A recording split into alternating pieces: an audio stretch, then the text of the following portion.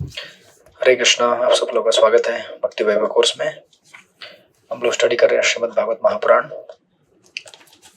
हम लोग तीसरे स्कंद में हैं और हम लोग कल तीसरे अध्याय के श्लोक नंबर कहाँ पे रुक गए थे हम लोग?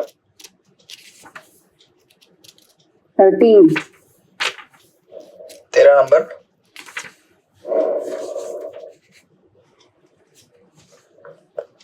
Okay, yes.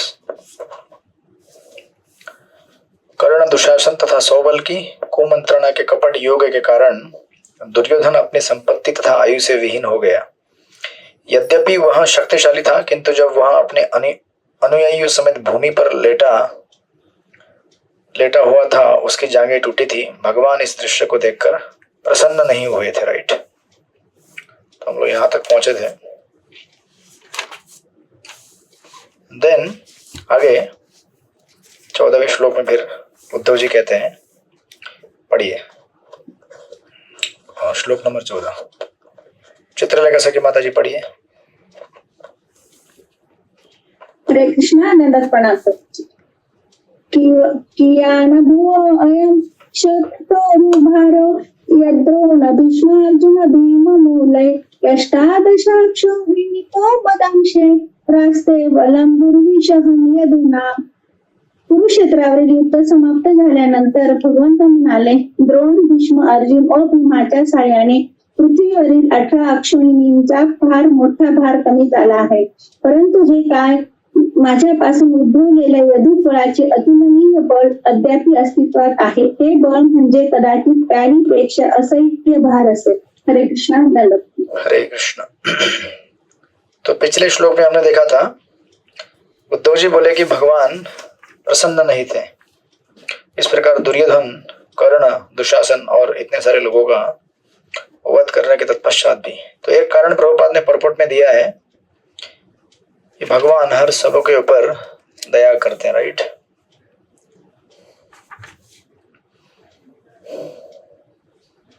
किंतु ऐसा दंड देते हुए भी वे प्रसन्न नहीं होते, क्योंकि सारे जीव मूलतः उनके विभिन्नांश होते हैं। वे बुराई करने वाले के प्रति वज्र से भी कठोर तथा श्रद्धावानों के प्रति गुलाब के फूल से भी कोमल रहते हैं। So this is the nature of the Lord. भगवान का स्वभाव है। राइट, साथ में विश्वनाथ चक्रवर्ती ठाकुर इस 14वें श्लोक के लिए एक और कारण देते हैं कि भगवान क्यों प्रसन्न नहीं थे। ये उसका दूसरा कारण है यहाँ पर एक्चुअली। तो भगवान सोच रहे हैं कि कुरुक्षेत्र युद्ध समाप्त हो गया और जो भी असुर मरने थे वो सारे मारे गए, लेकिन उद्धव जी कह रहे हैं यहाँ पर, किंतु यह क्या है, अभी भी मुझी से उत्पन्न यदुवंश की विशाल शक्ति शेष है।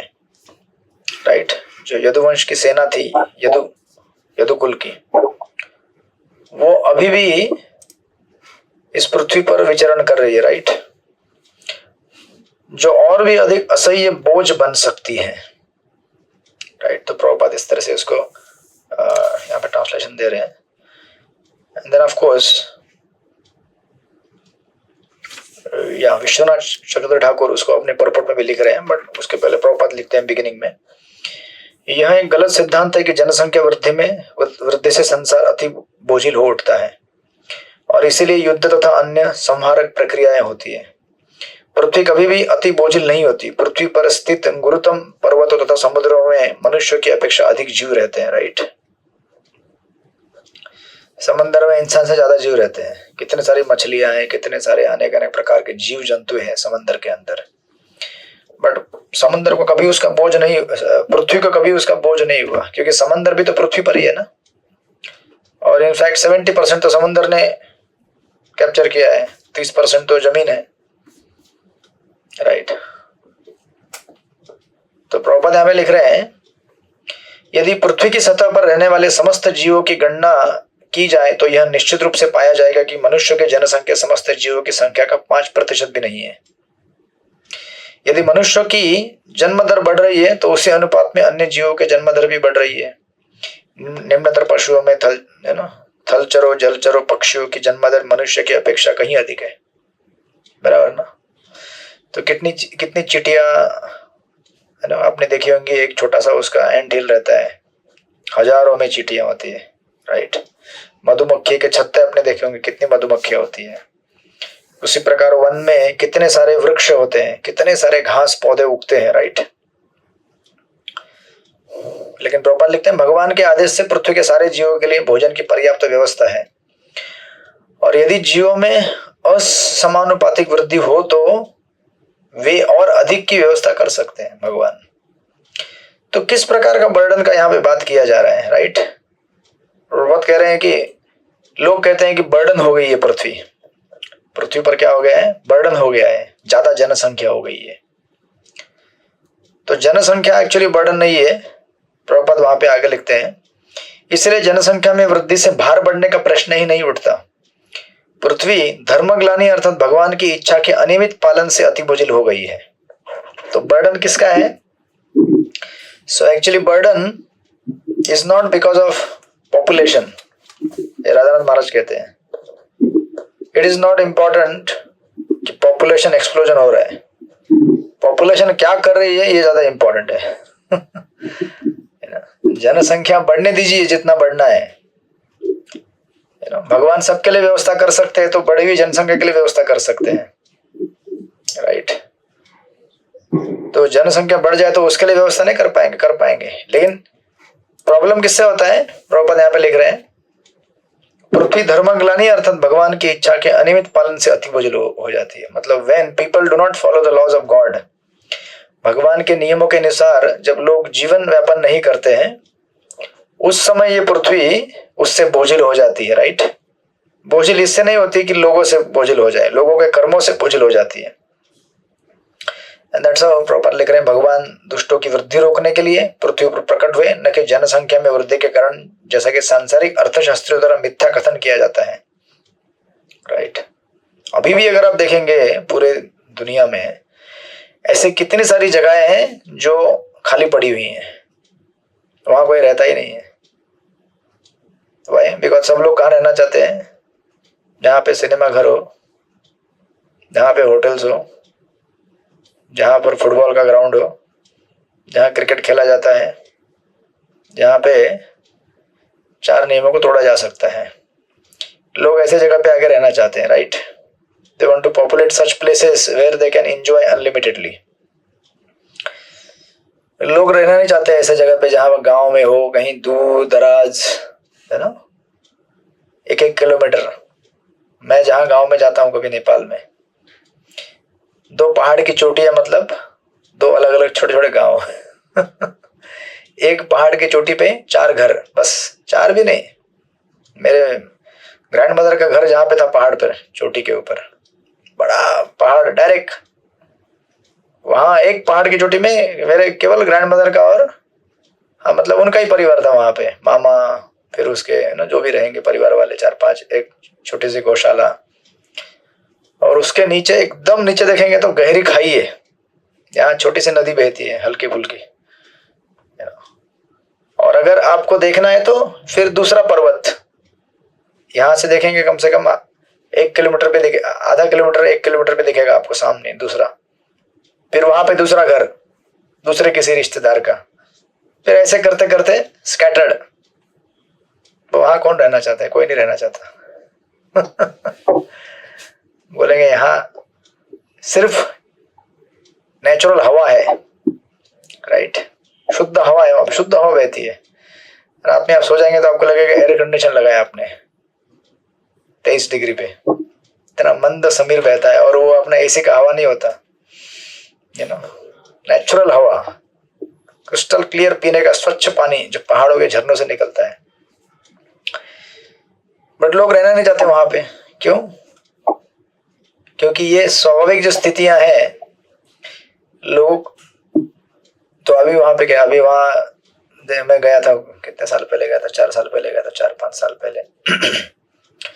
तो वहां पहाड़ों में लोग बैठ के मोबाइल देखते रहते हैं। मैं बोला यहाँ भी फोन पहुंच गया, स्मार्टफोन। और पहाड़ की चोटी इसलिए वहां इंटरनेट एकदम जोरदार पकड़ता है, यू नो, जैसे यहाँ पे BSNL है वैसे वहां का नेपाल का भी अपना एक है, यू नो, कुछ तो नेपाल संचार निगम लिमिटेड है, BSNL तो NSNL। तो वो लगा के लगे रहते हैं, मैं बोला हो गया, इनकी भी शांति भ्रष्ट हो गई है। तो वो लोग मोबाइल देखते हैं, पिक्चर देखते हैं, यहाँ वहां देखते हैं, सोचते हैं यार हम यहाँ क्या कर रहे हैं, हमें भी जाना चाहिए। कहाँ पे? काठमांडू जाना चाहिए। तो जहां पर नीचे तराई का प्रदेश है, प्लेन्स, तो वो लोग वहां जाके रहना चाहते हैं। क्यों? क्योंकि मुझे भी भाई सूट वूट में घूमना है, मुझे होटल में जाना है, मैं भी जाके पिक्चर देख लूँ, थोड़ा मैं भी मेकअप कर लूँ, थोड़े मैं भी बाल बनवा लूँ, थोड़ा पाउडर लगा लूँ, लिपस्टिक लगा लूँ, यही तो जीवन है। ये क्या खेतों में घूम रहे हैं यहाँ पे। सो दैट्स हाउ जो भारत में हुआ आज से 30-50-60 साल पहले, वो वहाँ धीरे धीरे अभी हो रहा है, मतलब हो चुका है ऑलमोस्ट, अर्बनाइजेशन। फिर उससे क्या होता है? भार बढ़ता है। लोग बोलते हैं पॉपुलेशन बहुत बढ़ गया, बहुत बढ़ गया, बहुत बढ़ गया। मुंबई में बहुत पॉपुलेशन बढ़ गया। यहाँ से थोड़ा अगर आप जाएंगे आउटस्कर्ट में, यहाँ मुंबई में विरार के आगे थोड़ा सा, कितनी जमीन खाली पड़ी हुई है। गुजरात की तरफ आप जाएंगे, राजस्थान की तरफ ऊपर चढ़ेंगे आप, बीच में कितनी सारी जगह आप ट्रेन से सफर कर रहे होंगे तो देख पाएंगे कितना खाली जमीन पड़ा हुआ है। नहीं, राजस्थान वाले लोग बता सकते हैं। तो ये सब जगह खाली पड़ा है क्योंकि लोग वहां नहीं रहना चाहते। कहाँ रहना चाहते हैं? जहाँ पे नशा करने के लिए कुछ पब, डिस्को, थिएटर, डांस, ये सब मिलेगा हमको। तो ये क्या है? बर्डन है पृथ्वी के लिए। जनसंख्या एक्चुअली कुछ बर्डन नहीं है। तो इसलिए यहाँ पे जब भगवान देख रहे हैं कि इतने सब लोगों को मारा गया है, 18 अक्षौहिणी सेना, तो प्रभुपाद ने उधर इसमें लिखा हुआ है, सैन्य बल की व्यूह रचना देखें भागवत 1.16.34, उस परपट में जाएंगे तो आपको मिलेगा कौन सा क्या होता है, कितना calculation. But crore of soldiers सब मारे गए। बट फिर भी भगवान सोचते हैं कि पृथ्वी का अभी भी बर्डन खत्म नहीं हुआ है। तो प्रभुपाद ने पहले यहाँ पे लिखा कि क्या है बर्डन? इररिलीजियस पीपल, अधार्मिक लोग जो होते हैं वो पृथ्वी का बर्डन है, राइट। और प्रभुपाद वहां पे लिखते हैं, जब भगवान कृष्ण प्रकट हुए तो ऐसे दुष्टों की संख्या काफी बढ़ गई थी जो भगवान की इच्छाओं का उल्लंघन कर रहे थे, राइट। यह भौतिक सृष्टि भगवान की इच्छा पूर्ति के लिए है और उनकी यह इच्छा है कि वे बद्ध जीव को भगवत धाम में प्रवेश पाने की अयोग्य है, उन्हें प्रवेश पाने के लिए अपनी स्थिति सुधारने का अवसर प्राप्त हो। और सबके लिए फिर भगवान ने खाने पीने की सब व्यवस्था बना के रखी है, राइट। लेकिन अभी ना क्वेश्चन अराइज होता है यहाँ पर कि श्लोक में बोल रहे हैं, भगवान कह रहे हैं कि अभी भी मुझसे उत्पन्न यदुवंश का विशाल शक्ति शेष है जो और भी अधिक असह्य बोझ बन सकता है। तो आप बोलेंगे लेकिन यदुवंश ये कैसे बोझ हो गया? क्योंकि यदुवंश तो क्या है? धार्मिक लोग हैं, भगवान के भक्त हैं, तो इनका कैसे बोझ हो सकता है पृथ्वी के ऊपर? बोझ तो किसको माना गया है? जो अधार्मिक है, जो भगवान की सत्ता को नहीं मानता है, राइट। सो लेकिन फिर भी भगवान इसको बोल रहे हैं बोझ। ये क्या है? एक प्रकार का बर्डन है पृथ्वी के ऊपर। तो इसको क्लैरिफाई करने के लिए वहां पे प्रभुपाद ने नीचे भी लिखा हुआ है, और विश्वनाथ चक्रवर्ती ठाकुर के परपट से ये हो। तो विश्वनाथ चक्रवर्ती ठाकुर और प्रभुपाद वहां दोनों मिलकर लिख रहे हैं, कहते हैं भार दो प्रकार के होते हैं, राइट। एक भार होता है पशु भार, दूसरा होता है प्रेम भार। तो इंग्लिश में इसको कहते हैं बीस्ट ऑफ बर्डन, राइट, गधा। दूसरा होता है प्रेम का भार। तो विश्वनाथ चक्रवर्ती ठाकुर कहते हैं, इसको अगर आप अंग्रेजी में लिखेंगे तो ऐसा होगा, there are two types of burdens, suffering and happiness. एक सुख का बर्डन, दूसरा होता है दुख का बर्डन, राइट। ये दोनों बर्डन है। और चक्रवर्तीपाद और प्रभुपाद वहां पे कहते हैं, the first is difficult to tolerate and second is easy to tolerate. पहला क्या है?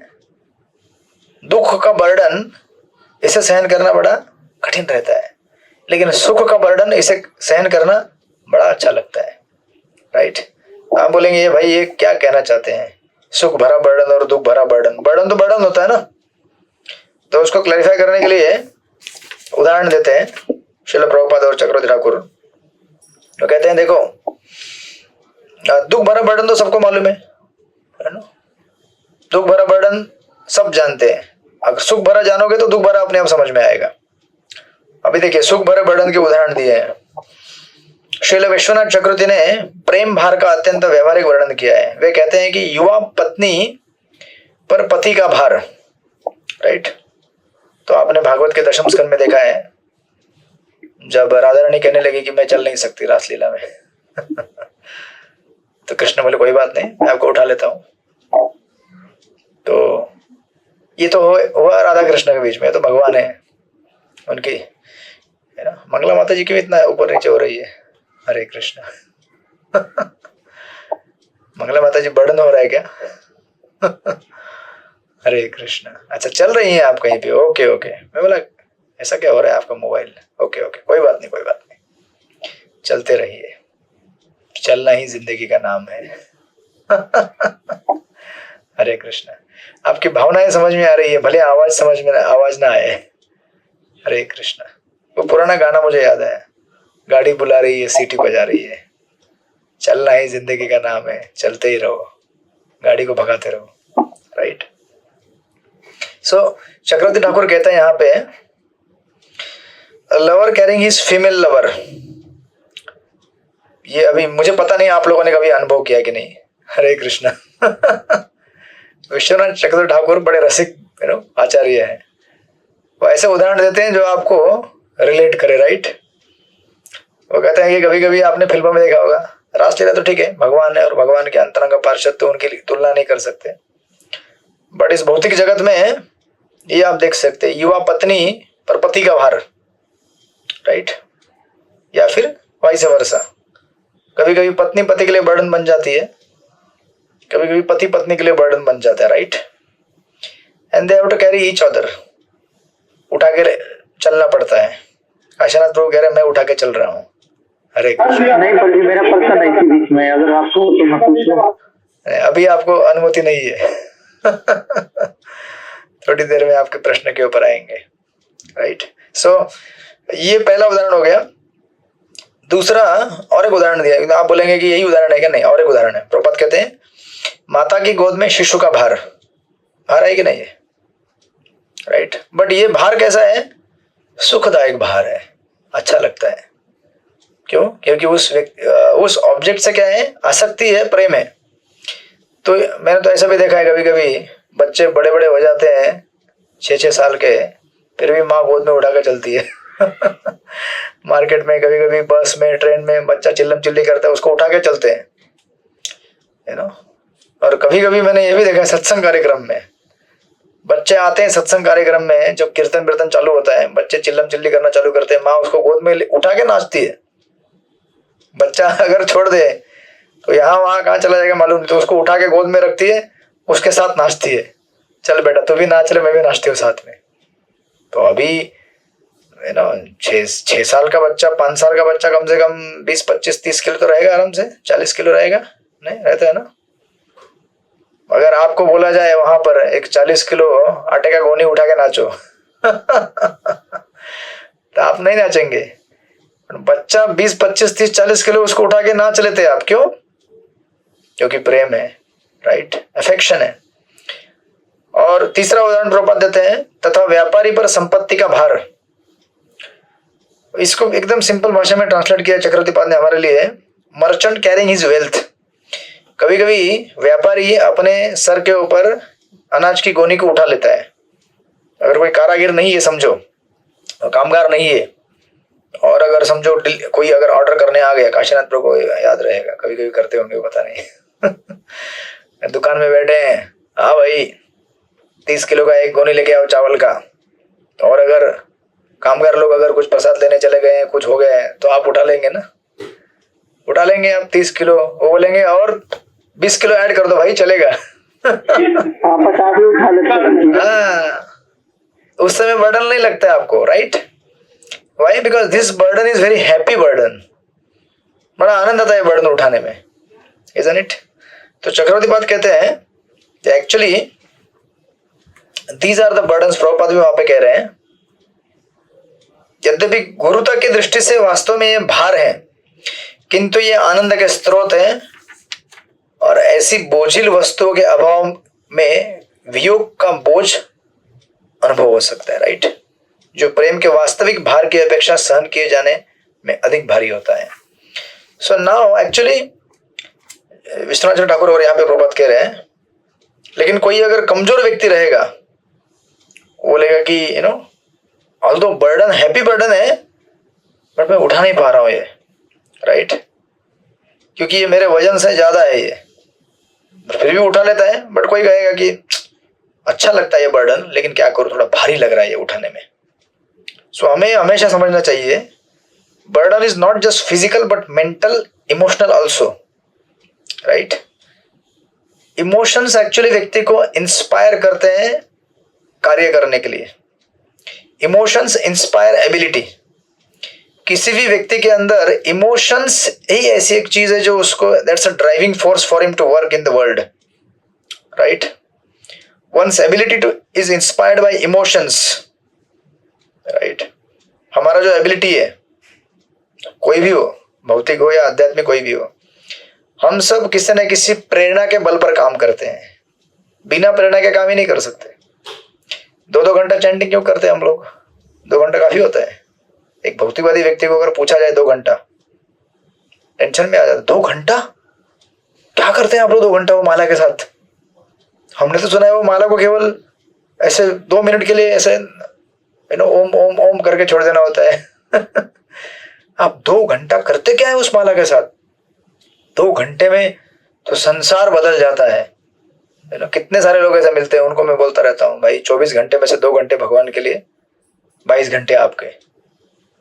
और मैं खाली बोलते रहता हूँ, सुनते रहते हैं। ऐसे हफ्ते बीतते हैं, महीने बीतते हैं, साल बीतते हैं, मैं बोलते रहता हूँ, सुनते रहते हैं। बोलते हैं आप बोलते रहो, हमारा काम है सुनते रहना। हम सत्संग में आते किस लिए? सुनने के लिए। आप क्यों आते हैं? बोलने के लिए। आप बोलते रहो, हम सुनते रहेंगे। लोग फिर भी 16 माला पे बड़ी मुश्किल से पहुंचते हैं, गिने चुने लोग उसमें से। वाई? बिकॉज बर्डन फील होता है। बट जिसने एक बार कृष्ण कथा का या फिर कृष्ण के भक्ति का स्वाद चख लिया है, उसके लिए भले बर्डन लगे बट हैप्पी बर्डन है, वो कर लेता है। मालूम है ये 2 घंटा अगर यहाँ दूंगा तो ऑफिस का कुछ ना कुछ काम अटकने वाला है, घर का कुछ ना कुछ काम अटकने वाला है, बट फिर भी जिद कर देता है, नहीं मैं इधर ही बैठूंगा। भले आधा घंटा नींद कम होगी या फिर 2-4 गाली खाना पड़ेगा ऑफिस में, या हो सकता है कि 1000-2000 रुपये कम हो जाएगा, बट वो माला करके ही छोड़ेगा। वाई? बिकॉज वो हैप्पी बर्डन है। उसी प्रकार ये जो उदाहरण दिए हैं, माता का उदाहरण दिया है, या फिर पति पत्नी का उदाहरण दिया है, या फिर वो व्यापारी का उदाहरण। उल्टा व्यापारी कैसा करता है? व्यापारी बोलता है कि जितना वजन बढ़ेगा उतना अच्छा लगता है। जितना बर्डन बढ़े और अच्छा लगता है, और वजन बढ़ाओ, और वजन बढ़ाओ इसके ऊपर, right, because he is getting something. So actually हमारे इमोशंस जो है वो हमें इंस्पायर करते हैं कार्य करने के लिए। इसलिए प्रभुपाद भी एक जगह पे कहते हैं, actually family life is impetus for economic development. अगर फैमिली लाइफ अगर लोगों को बनाने ना बोल दिया जाए और सब संसार में सारे बाबा बन जाए, तो ये तथाकथित जो इकोनॉमिक डेवलपमेंट लोग जो लेके आए ना, वो होगा ही नहीं कभी। ये काम कौन करेगा? ये काम कौन करता है? जिसको रात को भोजन में हरे कृष्ण जिसको रोज खिचड़ी खाना है, वो बोलेगा यार कुछ भी तो फर्क नहीं पड़ता है।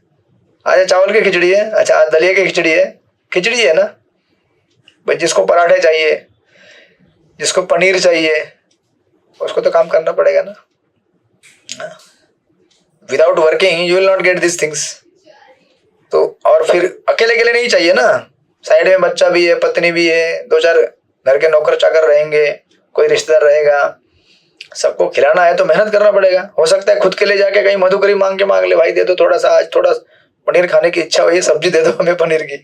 मधुकरी मांग के भी मांग ले वो, लेकिन कितना मांगेगा आदमी? एक के लिए मांग सकता है, राइट, पूरे परिवार के लिए तो नहीं मांग सकता है।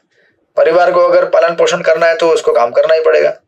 सो दैट्स हाउ उसके पीछे जो ड्राइविंग फोर्स है इमोशंस की, मेरा घर है, मेरा परिवार है, मेरे बच्चे, मैं उनसे प्रेम करता हूँ, मुझे उनको अच्छा देना है, अच्छा घर देना है, अच्छी संपत्ति देनी है। So this is a burden. But अभी यहाँ पे देखेंगे ध्रुव जो बर्डन भगवान बोल रहे हैं यहाँ पे कि यदु भी क्या है, मेरे लिए बर्डन है। बट यदु कैसे है? अच्छा बर्डन है ना, राइट। तो जो तकलीफ देने वाला बर्डन है, सफरिंग वाला बर्डन, वो तो रूल आउट हो गया यहाँ पे। 2 प्रकार के बर्डन में से जो बीस्ट ऑफ बर्डन पशु भार होता है, वो जिसका हमें कुछ बेनिफिट नहीं है, हम ऐसा भार क्यों उठाएंगे, राइट। समझो आप अगर 40 किलो 50 किलो गोनी उठा रहे हैं ग्रेन्स का, लेकिन आपको कुछ मिलने वाला नहीं, क्यों उठाएंगे आप बोलेंगे आई डोंट नीड, ये सब मुझे नहीं चाहिए, बट आपको कुछ मिल रहा है तभी तो उठाएंगे ना आप, because your emotions are getting fulfilled. आपको एक मानसिक पटल पे एक संतुष्टि मिल रही है कि हाँ कोई मेरे साथ है, कोई मेरा व्यक्ति है, मुझसे प्रेम करता है, ये मेरा घर है, मेरे परिवार है, मेरे बच्चे हैं, तभी काम करता है, राइट। उसी प्रकार यहाँ पर भगवान कह रहे हैं कि ये यदु भी क्या है, एक प्रकार का बर्डन है पृथ्वी के लिए, काफी बड़ा बर्डन है, लेकिन ये बर्डन कैसा है, बड़ा अच्छा बर्डन है, अच्छा लगता है। लेकिन हो सकता है कि आपको अच्छा लग रहा है, लेकिन जो बर्डन उठा रही है पृथ्वी, उसको अच्छा लग रहा है क्या? है ना, जैसे ध्रुव महाराज जब तपस्या किए थे, एक अंगूठे पे खड़े थे अपने, तो पृथ्वी डगमगाने लगी, राइट। अपने भागवत के चतुर्थ स्कंद में पढ़ेंगे उसको। She could not tolerate. तो आप अगर जाएंगे 4.8.79 उसमें आपको ये मिलेगा प्रसंग 4.879 4.8.79। जब ध्रुव महाराज अपने पैर के इस पे खड़े हो गए तो पूरी पृथ्वी डिस्टर्ब होने लगी। वजन एक ध्रुव महाराज, उसके अंदर सारा विश्व का वजन आ गया। अल्दो ध्रुव महाराज इतने अच्छे भक्त हैं, उनको अच्छा लग रहा है पृथ्वी को, लेकिन टॉलरेट नहीं कर पाए क्योंकि वीक है ध्रुव से, राइट। उसी प्रकार नरसिंह भगवान जब प्रकट हुए, उनके प्रकटने से भी पूरे विश्व में ब्रह्मांड में त्राहिमाम मच गया, राइट। ये भी आप जाएंगे 7.8.33 तो आपको वहां पे मिलेगा 7.8.33 में। तो ये सब बर्डन है, और यदु का भी बर्डन है संसार में उसी प्रकार, है ना। तो अभी यदु का जो बर्डन है, ये तकलीफ देने वाला बर्डन नहीं है, ये खुशी देने वाला बर्डन है, बड़े बर्डन है, राइट।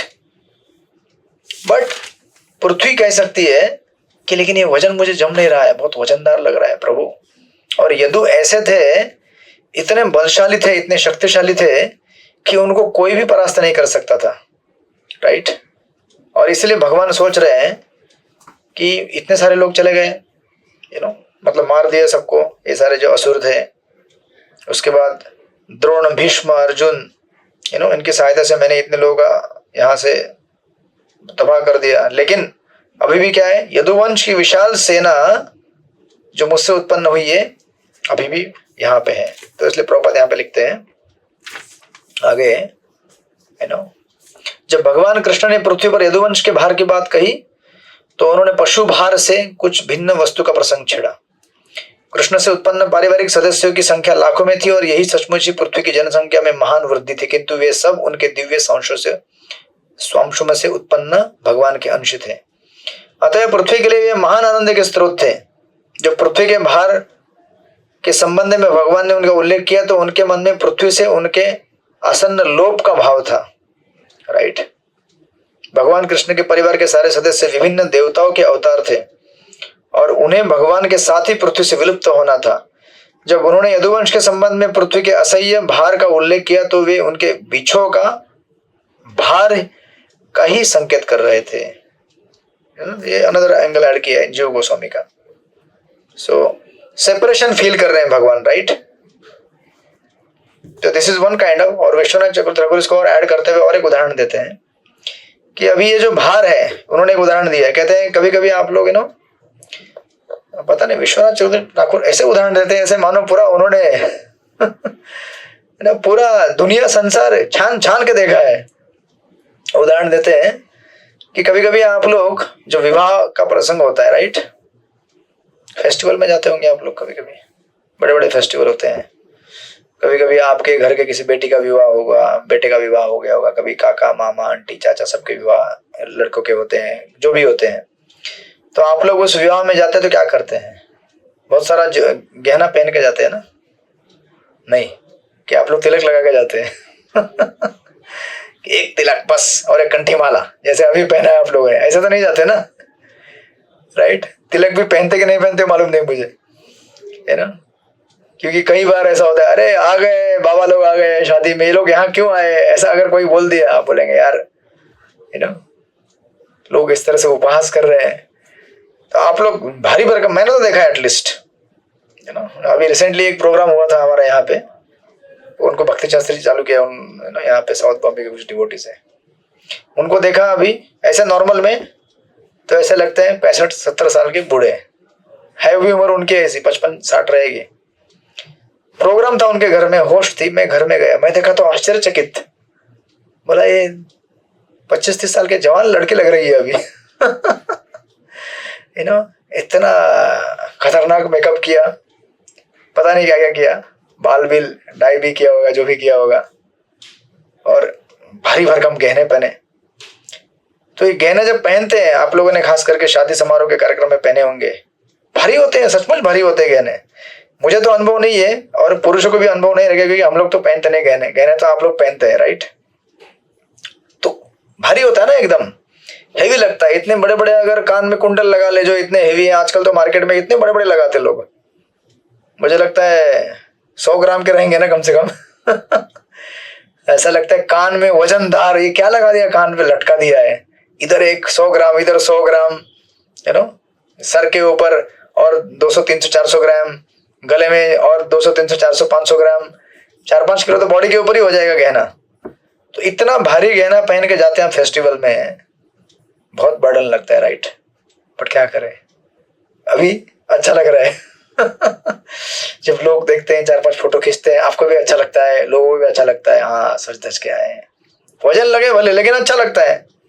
बर्डन है बट इट इज नॉट मतलब दुख देने वाला, बड़ा अच्छा लगता है। बट स्टिल एक बार फेस्टिवल खत्म हो गया तो क्या करते हैं फिर घर पे आकर, अरे तुरंत निकालो भाई निकालो, कान पूरा खींच गया है 100 ग्राम का भी वजन लगता है ये कान का, ये बहुत बड़ा नाजुक होता है बहुत, ये कान का क्या बोलते हैं इसको, अब कान इधर जो रहता है ये पोर्शन इतना नाजुक होता है, ये लाल हो जाता है ऐसा, अगर थोड़ा मरोड़ दे उसको तो मुझे समझ में नहीं आता ये लोग कैसे 100-100 ग्राम का वो लगाते हैं, इतना बड़ा बड़ा वजनदार। तो जैसे ही फेस्टिवल खत्म हो गया, अब तुरंत क्या करते हैं, निकालो भाई जल्दी जल्दी निकालो, ये अच्छा लग रहा है कभी कभी मुझे इसका अनुभव हमारे डीटी ड्रेसिंग में आता है। भगवान के कुछ कुछ वस्त्र ऐसे होते हैं, इतने भारी भरकम होते हैं वस्त्र, कुछ कुछ स्कर्ट ऐसे होते हैं राधा रानी के या फिर वो सखीस के, वो उठा के ही ऐसा लगता है कि इतना भारी कैसे दिन भर पहनते भगवान, राइट। लेकिन भगवान पहन सकते हैं, भगवान है, लेकिन आप लोग नहीं पहन सकते। पूरा एम्ब्रॉयडरी रहता है, किसी के ऊपर स्टोन स्टडेड, एकदम स्टोन का स्ट्रक्चर है, इतना वजन है, कम से कम 20 किलो रहेगा अगर इकट्ठा करेंगे सारा ड्रेस तो एक जगह पे, राइट। बट एक बार फेस्टिवल खत्म हो गया तो आप क्या करते हैं, सारे गहने निकाल देते हैं, वाई, बिकॉज फेस्टिवल खत्म हो गया अभी। उसी प्रकार यहाँ पर ये तुलना कर रहे हैं विश्वनाथ चंद्र ठाकुर जी। विश्वनाथ चंद्र ठाकुर ने पता नहीं कैसे अनुभव किया ये उन्होंने लिखा है यहाँ पे, कहते हैं कि ये अभी नाम दिए उनके, तो सबसे पहले कहते हैं कि ऑर्नामेंट्स यानी कि गहने कौन है, यदु है। गहने कौन है, आप लिखना चाहिए, लिख लीजिए, बाद में भूल जाएगा अपने, तो गहने कौन है, यदु है, राइट। अभी यदु मतलब गहने, तो अभी इनको किसके ऊपर पहनाया जाएगा, गहने किसके ऊपर पहनाए जाएंगे, एक स्त्री के ऊपर पहनाए जाएंगे। तो एक जो जवान स्त्री है उसकी तुलना की गई है पृथ्वी से, राइट। पृथ्वी धरणी जो है एक जवान स्त्री की तरह है, और सारे पृथ्वी के ऊपर यदु क्या है, गहनों की तरह लगे हुए हैं, अच्छे दिख रहे हैं, राइट, परंतु वजनदार है, राइट। और यहाँ पे प्रेमी कौन है, एफेक्शनेट लवर कृष्ण है, राइट। तो कृष्ण प्रेमी है और पृथ्वी कौन है, उनकी प्रेमिका है, राइट।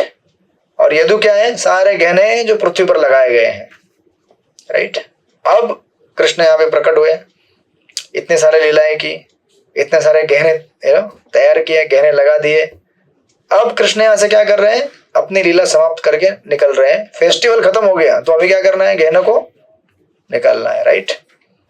तो अभी गहनों को निकालना है, आपको समझ में आएगा नहीं समझ में आया। फेस्टिवल क्या है, कृष्ण का इस पृथ्वी पर प्रकट होना। 4 चीजें हैं, जो जवान लड़की है वो पृथ्वी है, जो ऑर्नामेंट्स है, जो गहने हैं वो कौन है, यदु है, और जो अफेक्शनेट लवर है, जो प्रेमी है वो एक कृष्ण है। और फेस्टिवल क्या है, इस धरती पर कृष्ण का प्रकट होना, ये फेस्टिवल है। लेकिन अभी कृष्ण इस धरती पर से अप्रकट होना चाहते हैं, फेस्टिवल खत्म हो गया। तो जब कृष्ण यहाँ से निकलना चाहते हैं, वापस जाना चाहते हैं, तो अभी गहने भी निकालने पड़ेंगे ना बाबा, राइट। तो गहने कौन है, यदु, उनको पृथ्वी से निकालना है। सो इसलिए ये लीला हो रही है यहाँ पे, और कृष्ण सोच रहे हैं कि ये जो बर्डन है यदु वंश का, इसको कोई विनाश भी नहीं कर सकता, और ये भारी भरकम वजन है पृथ्वी के ऊपर। और जैसा हमने पहले भी देखा है और जाना है, जब कृष्ण प्रकट होते हैं तो उनके सारे अवतार कृष्ण के साथ एक सम्मिलित होकर उनके साथ प्रकट होते हैं, है ना। राम, नरसिंह, वराह, वामन, सब कुछ एक कृष्ण के अंदर है, क्योंकि कृष्ण सारे अवतारों के स्रोत हैं। उसी प्रकार जितने भी देवता प्रकट हुए थे, ये सारे देवता द्वारका, ओरिजिनल जो द्वारका है गोलोक वृंदावन में, मतलब गोलोक वृंदावन के यहाँ पे बाहर, जैसे लेयर बाय लेयर आप देखते हैं ना उसको, मथुरा, अयोध्या, मथुरा, द्वारका, फिर गोलोक। तो जितने भी नित्य परिकर है भगवान के, उनके शरीर का सहारा लेकर देवताओं के अंश भी उनके साथ प्रकट हुए थे। तो इसलिए जब मौसल लीला होती है तो प्रभास क्षेत्र में कौन गया था? ये सारे देवताओं के जो पोर्शन थे वो प्रभास क्षेत्र में गए। वहां पे जाके उन्होंने शराब पी, शराब मतलब शराब नहीं थी एग्जैक्टली, वो शराब जैसे ही है, मतलब राइस को थोड़ा सा फर्मेंट करके जो बनता है लिक्विड, वो पी लिया उन्होंने, और आपस में लड़ाई झगड़ा करने लगे और एक दूसरे को खत्म करके, तो खत्म करके मतलब क्या, सारे देवता जो थे, देवता पोर्शन, वो अपने आप में इस तरह से लड़के एक दूसरे को मार के देवता सारे डिसअपियर हो गए, भगवत अपने अपने लोकों में चले गए। कहाँ पर? स्वर्ग में। और जो बचे हुए जो, तो अभी जो एक द्वारका का भगवान का नित्य परिकर है, उसके शरीर में एक देवता भी है और वो द्वारका का नित्य भक्त भी है। तो जो द्वारका का नित्य भक्त है वो वहीं पे रह गया। कहाँ पे? द्वारका में। क्यों? वहां पे अप्रकट लीला को प्रकट, मतलब लीला करते, क्योंकि नित्य परिकर द्वारका छोड़ के नहीं जाएगा वो, राइट। लेकिन जो देवताओं का अंश था वो प्रभास चला गया, और प्रभास में जाकर वहां पे लड़के आपस में ये लोगों ने वहां से अब इस तरह से पृथ्वी का बर्डन समाप्त किया, राइट। तो ये उसका पूरा यहाँ पे सारांश है। इस तरह से विश्वनाथ चक्रवर्ती ठाकुर और श्रील प्रभुपाद और ऑफ कोर्स जीव गोस्वामी यहाँ पे उसको ऐड करते हैं कि भगवान को क्या हो रहा था? बिछो हो रहा था, राइट। भगवान कृष्ण के परिवार के सारे सदस्य विभिन्न देवताओं के अवतार थे, और उन्हें भगवान के साथ ही पृथ्वी से विलुप्त होना था। जब उन्होंने यदुवंश के संबंध में पृथ्वी के असह्य भार का उल्लेख किया तो वे उनके बिछो का भार का ही संकेत करे। तो 3 एंगल से एक्चुअली देखा जाए तो, एक श्रील प्रभुपाद के पहले परपट दिया उस एंगल से, दूसरा विश्वनाथ चक्रवर्ती ठाकुर, और तीसरा यहाँ पे जीव गोस्वामी के संदर्भ से।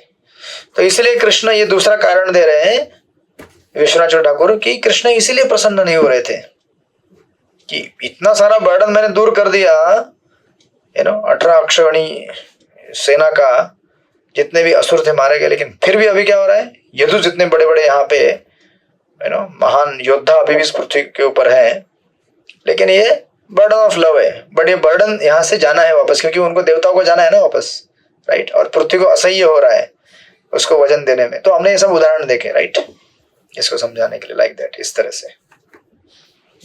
देन उसके बाद फिर ये कहते हैं, इतना कहने के तत्पश्चात फिर 15वें श्लोक में आगे पढ़िए। अनुकंपा शक्ति माता जी, श्लोक नंबर 15।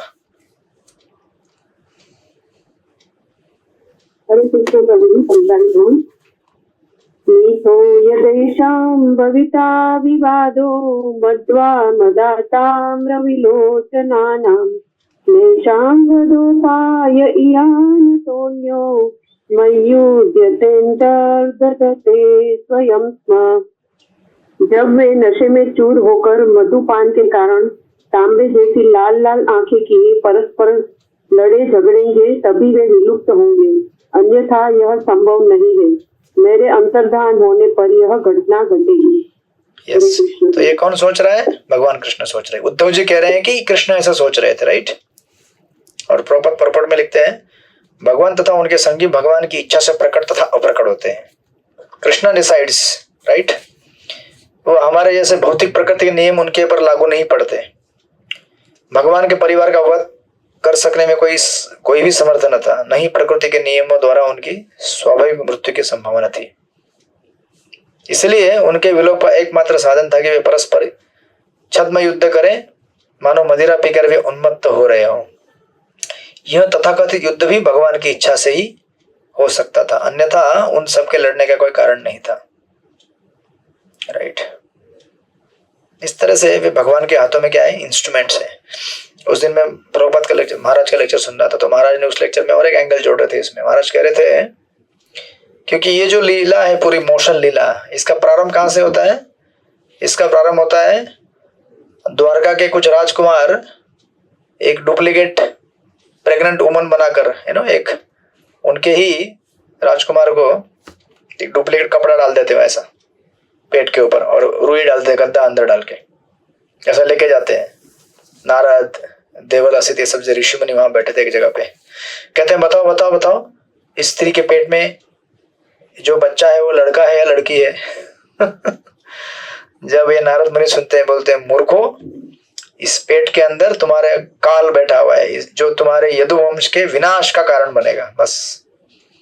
तो फिर आपको पता है, फिर वो खोल के देखते हैं कपड़ा, तो अंदर एक बहुत बड़ा मूसल है लोखंड का, गदा। सारे बच्चे डर जाते, बोलते हैं मजाक मस्ती बहुत हो गया, चलो अभी उग्रसेन महाराज के पास। ये मोशन लीला में आपको मिलेगा। वो आते हैं उग्रसेन महाराज के पास, बताते हैं कि ऐसा ऐसा ऐसा ऐसा हुआ। उग्रसेन महाराज डर जाते हैं, सब काउंसलिंग कंसल्टेशन सबके साथ होता है वहां पे। तो कृष्ण भी वहां रहेंगे असेंबली में।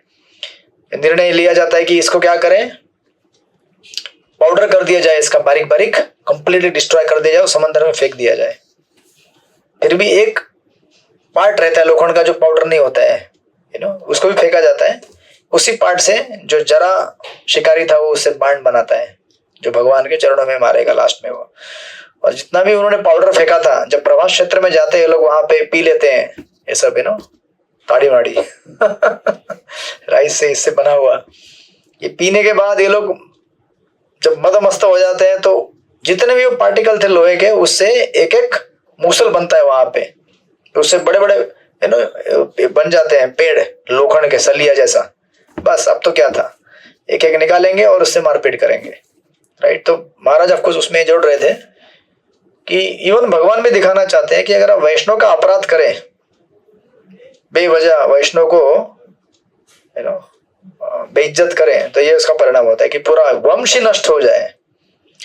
वैष्णव के लिए मतलब हमारे मन में इतना पॉजिटिव डर होना चाहिए कि मैं अगर कुछ बोल दूं और इससे अगर वो वैष्णव दुखी हो जाए, या नहीं बोलूं तो भी अगर वो वैष्णव कुछ सोच ले मेरे बारे में गलत, बस तो हमारी भक्ति की नैया कभी भी डूब सकती है। जब भगवान अपने लीला में अपने नित्य परिकर को ही इस तरह से सजा दिलाते हैं कि आपने वैष्णव का अपराध किया है।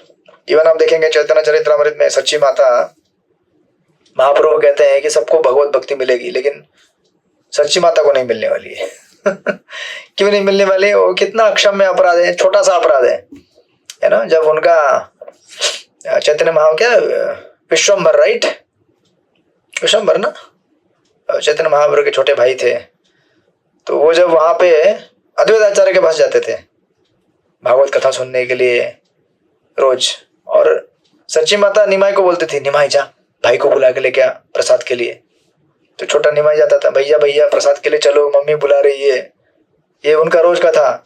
और एक दिन भैया गायब हो जाते बड़े है ना, सॉरी विश्वरूप, नॉट विश्वम्भर, विश्वरूप।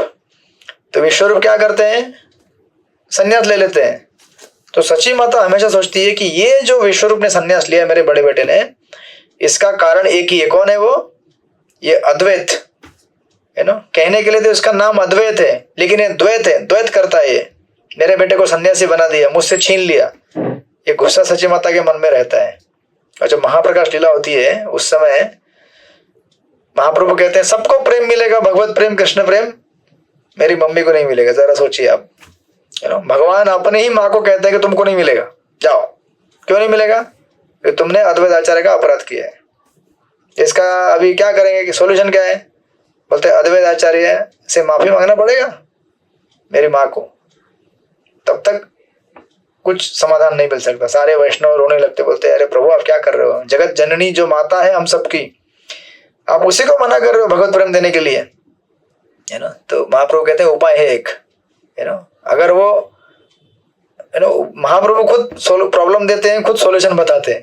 बोलते काम करो, कीर्तन करो। जब अद्वैत आचार्य कीर्तन में एक्सटेसी में नाचेंगे तो मूर्छित होकर गिर जाएंगे। उस समय सच्ची माता को बोलो फटाफट उनके चरणों की धूली उठा के ले ले अपने ऊपर। तो इसी तरह से जब भयंकर कृष्ण का ग्लोरिफिकेशन होता है, कीर्तन होता है, अद्भुत आचार्य एक्सटेसी में आते हैं और जो बेहोश हो जाते हैं, तो उस समय सच्ची माता जाकर उनके चरणों का धूल ले लेती है और अपने सर पे रखती है। तब महाप्रभु बोलते हैं हाँ अब मिलेगा तुम्हें कृष्ण प्रेम। तो कहने का तात्पर्य यह है कि भगवान इतने सीरियस है, सिलेक्टिव है। जब कृष्ण प्रेम देने की बारी आती है तो अपने नित्य परिकर को भी नहीं छोड़ेंगे वो।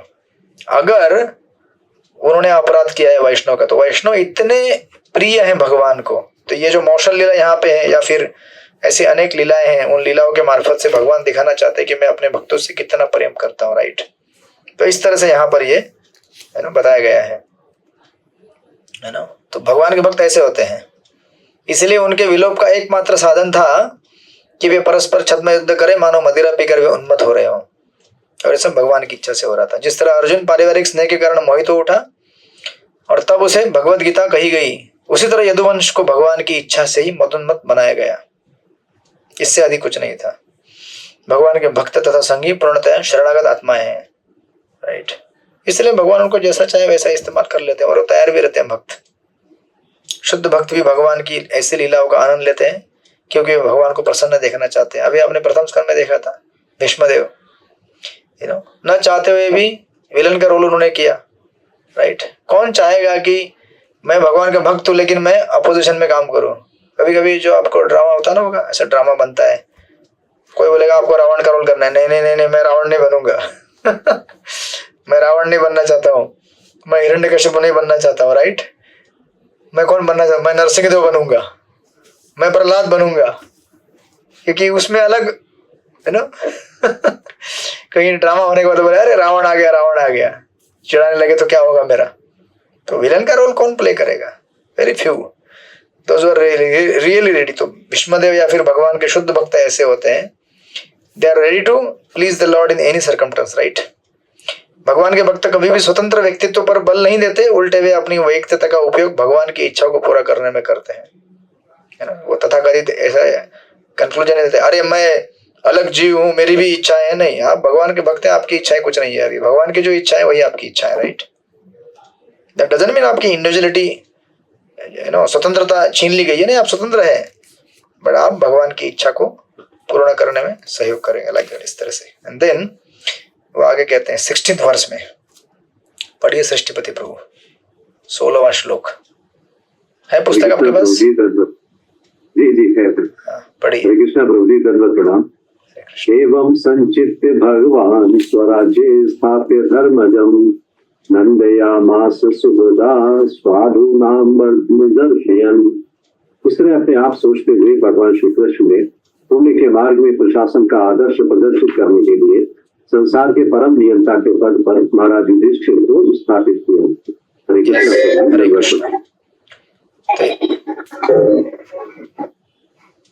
हरे कृष्ण। तो इस प्रकार उन्होंने युधिष्ठिर महाराज को राजा बनाया, राइट, धर्म के मार्ग का प्रदर्शन करने के लिए। देन आगे 17वां श्लोक कनाई प्रिया माता जी आप पढ़ेंगे? हरे कृष्ण बोल दी पांचाल प्रणाम। पढ़िए। उत्प्रणयान्त पूर्व वंश साधु अभिरुष्ण सावे दोण अद्भुत समृद्ध पुनः भगवता दत्ता।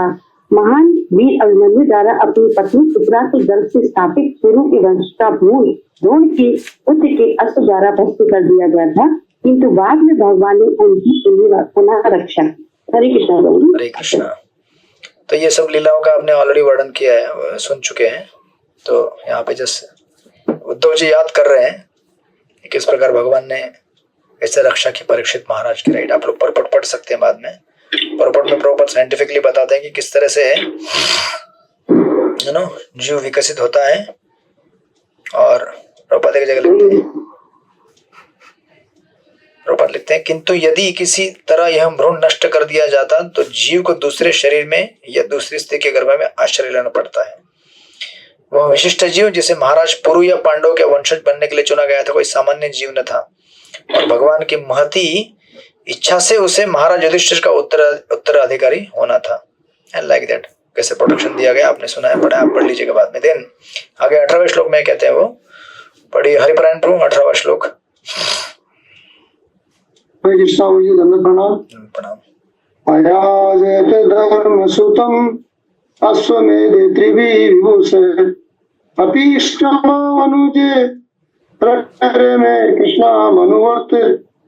भगवान के धर्म के पुत्र महाराज युधिष्ठिर को 3 अश्वमेध यज्ञ संपन्न करने के लिए प्रेरित किया और उन्होंने भगवान कृष्ण का निरंतर अनुगमन करते हुए अपने छोटे भाइयों की सहायता से पृथ्वी की रक्षा की और उसका भोग किया। हरे कृष्णा, दंडवत प्रणाम। हरे कृष्णा। तो ये भी आपने प्रथम स्कंद में देखा हुआ है किस प्रकार 3 अश्वमेध यज्ञ कराए थे उन्होंने युधिष्ठिर महाराज द्वारा, राइट, लाइक दैट। आप फिर बाद में पढ़ सकते हैं इसको परपट में। देन आगे 19वें श्लोक में कहते हैं, पढ़िए। वेंकटेश अवतार प्रभु यहाँ पे हैं। ओके, सेवा कुंज लीला माता जी। प्रभु जी मैं बाहर हूँ मैं। Okay, fine fine. वो दूसरी भक्ति शास्त्री की माता जी आ गए यहाँ पे, कोई बात नहीं। चलो, रमेश मोदी प्रभु पढ़िए श्लोक नंबर 19, आज का आखिरी श्लोक।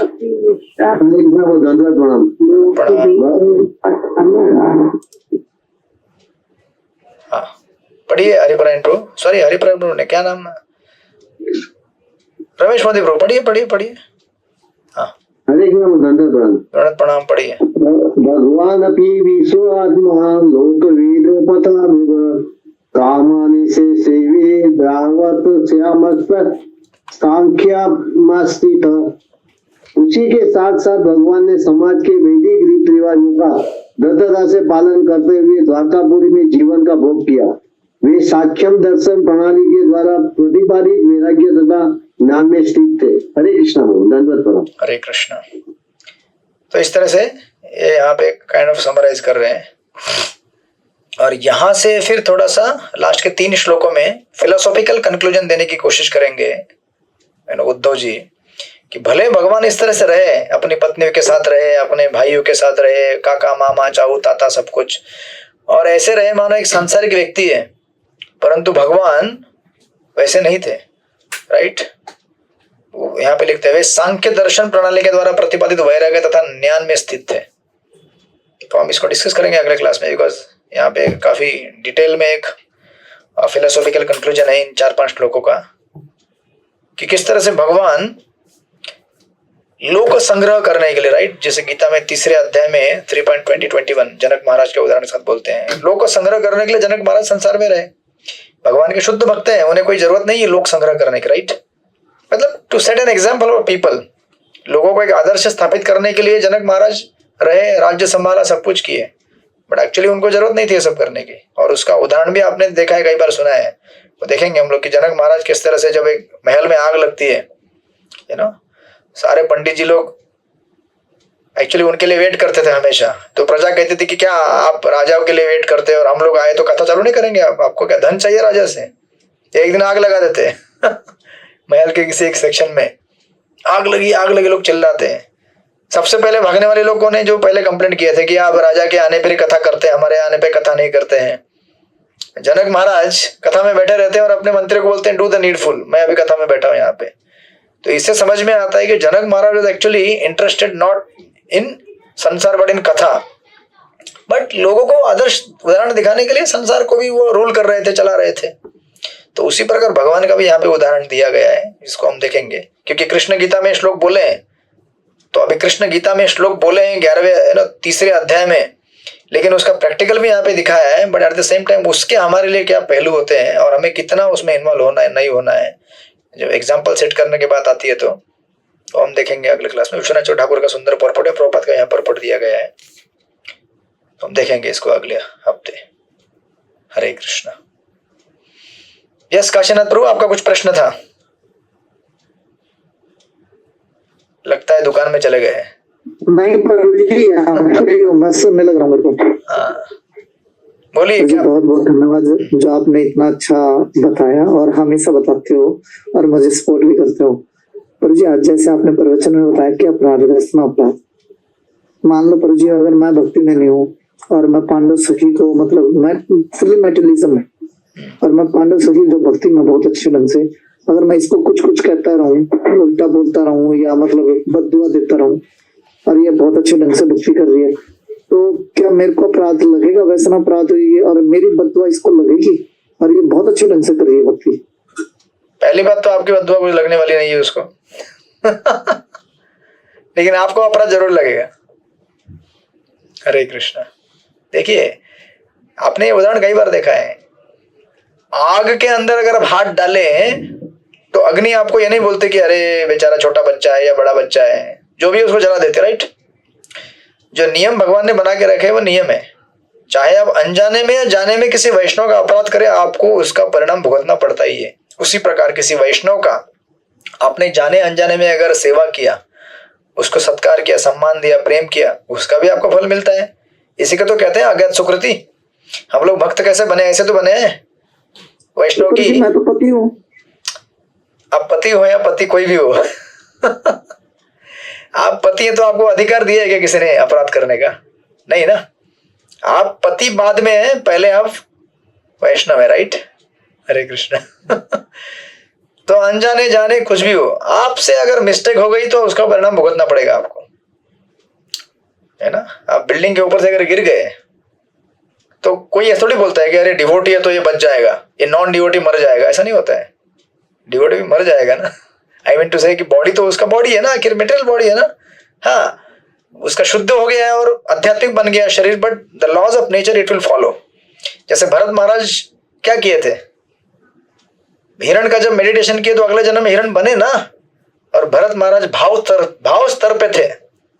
ऐसा नहीं था कि कोई हमारे जैसे स्ट्रगलिंग साधक थे कि आज माला करते करते नींद आ गई और पता नहीं चला 16 माला कब हो गई मेरी लेकिन हो गई है। ऐसे भक्त नहीं थे ना वो, राइट। ये वजह भाव स्तर पे थे। भाव मतलब एक कदम पीछे, दूर प्रेम से।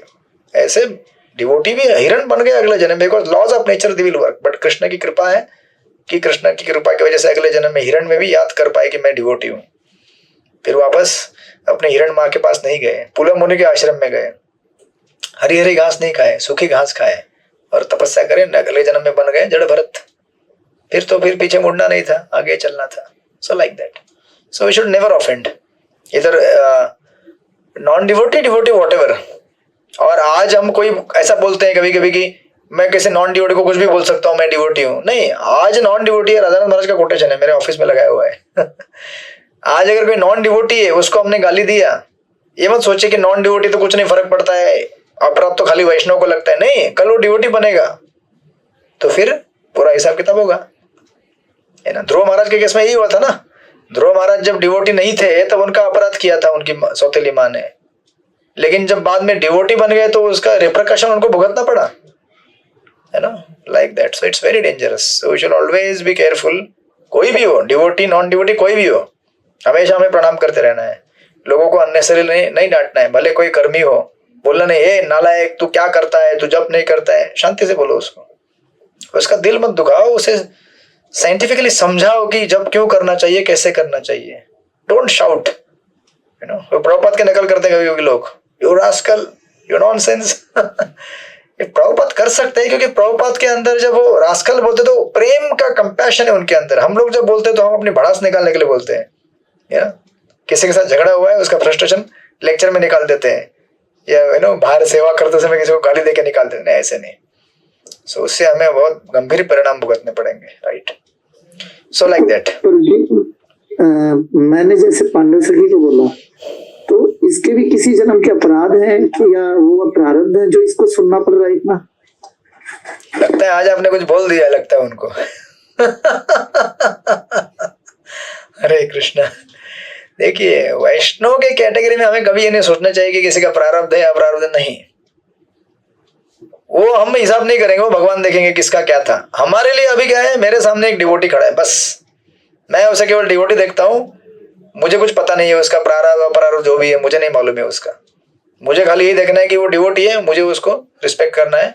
उसका अपमान अगर मैंने गुस्से में कभी कभी बोल दिया होगा, ठीक है, बाद में जाके माफी मांगना जरूरी है हमको, राइट। गुस्से में कभी भी बोल देते ना हम लोग, कोई बात नहीं, हो जाता है।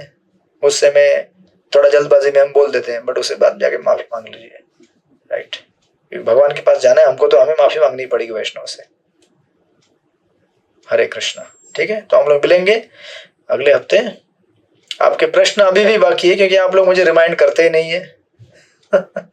आप रिमाइंडर देंगे तो मैं प्रश्न लिख बना के भेज दूंगा। बाकी 2 चैप्टर, और अभी 2 चैप्टर भी हो गए, यहाँ पे तीसरा भी ऐड होते जा रहे हैं, तो आप दीजिए मुझे जल्दी। हरे कृष्णा। श्रील प्रभुपाद की जय। श्रीमद् भागवत महापुराण की जय। वंचाकल्पतरुभ्यश्च कृपा सिंधुभ्यो च अनंत कोटि वैष्णव की जय। श्रील प्रभुपाद की जय। हरे कृष्णा।